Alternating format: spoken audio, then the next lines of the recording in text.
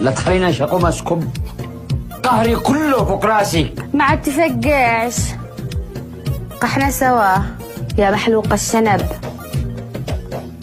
خلاص والله اسكت ولا تندي حرف. مو تعمل غمض عيون ابنك. ليه مو؟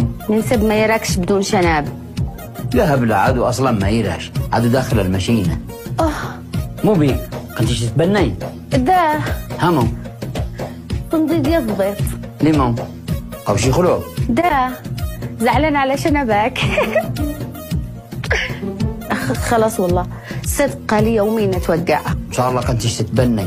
الله يوصلك بالسلامة واصنتي. ويني؟ تبني بس قد ديون عندك كثير، شنديلك دينك القديم والجديد.